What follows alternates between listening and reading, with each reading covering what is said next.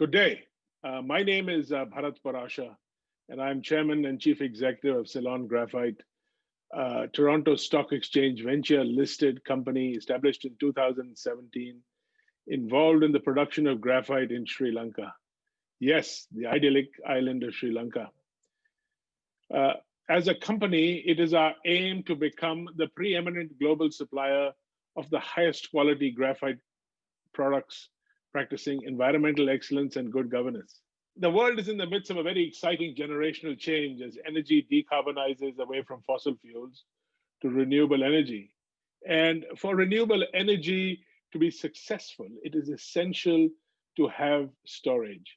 Graphite is synonymous with energy storage. And even the smallest energy storage unit, a battery, needs graphite. The anode of an energy storage cell is predominantly graphite.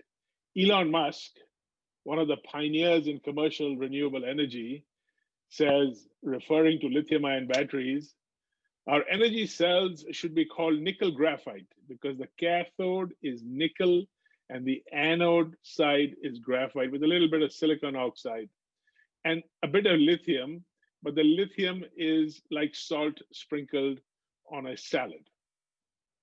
And did you know that Sri Lanka was the largest producer of graphite in the world pre the Second World War?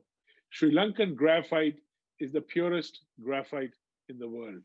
Graphite is measured in terms of carbon content, and Sri Lankan graphite has carbon content of over 90% in the ground compared to 10 to 30% for flake and amorphous. This is where Ceylon Graphite has stepped in and is excellently positioned to develop this resource. Sri Lanka currently only has 2 producing mines, and these are some 150 years old, and they are basically one shaft mines. Ceylon Graphite, as a company, has acquired 121 square kilometers of concessions to mine for graphite. This equates to some 30,000 acres. Given the historical pattern of mining in Sri Lanka, which was primarily in the overburden and then stopping at the rock, we as a company have developed a hypothesis, which is that historical production sites would be good sites for future development. Of the 121 sites we have, 95% of these sites have had historic production. And unlike most other graphite companies that are listed on the various bourses and who are still doing studies of various kinds, we are a producer. Our K1 site is in production. We declared commercial production at the end of last year. Our second site, the M1, is anticipated to be in production by the second or the third quarter of this year when it gets its industrial mining license. We have 2 other sites that should be in production by 2022.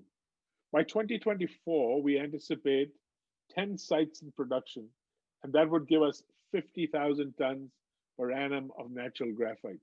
That would make us a player in the global markets. Our estimated costs are also substantially lower than other players in the market.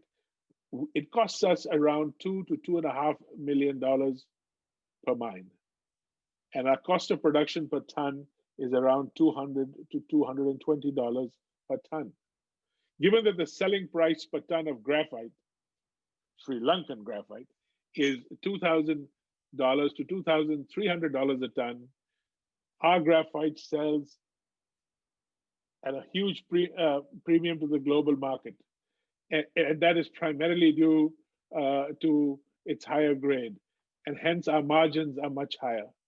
We have a mine life of around at least 50 years per mine.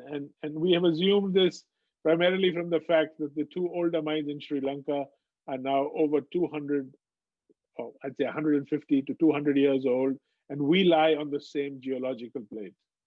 Graphite is an allotrope of carbon, 6 molecules in a hexagonal arrangement. It's biocompatible and is one of the best conductors of heat and electricity. It has extensive uses in today's world. It is used in the steel industry. It is used in electronics and lubricants by the military, for lightweight composites for the aircraft. but the recent demand for graphite has been driven by energy storage. And particularly, it is being driven by the surge in energy in electric vehicles. The global demand for graphite is currently around 8,000 to a million tons per annum. Of this, 200,000 tons per annum is driven by electric vehicles. It is anticipated by the gurus that global demand for graphite will grow to about 4 to 5 million tons per annum by 2030, and that 3 million tons per annum of that will be driven by the electric vehicles. Did you know that an electric car has 40 to 70 kilos of graphite in each car? In addition, there are these new gigafactories for energy storage that are being developed, and they are huge consumers of graphite. A 30 gigawatt factory consumes about 33,000 tons of upgraded graphite a year. From a sales perspective, we sell whatever we produce. We've already had two sales of not large amounts, but we have started the process. We are looking for strategic relationships with the large energy storage players and are in discussions with them. And I hope that some of these will fructify into agreements in the next 6 months. Our future is bright, and I hope that you will join us in this journey. Thank you.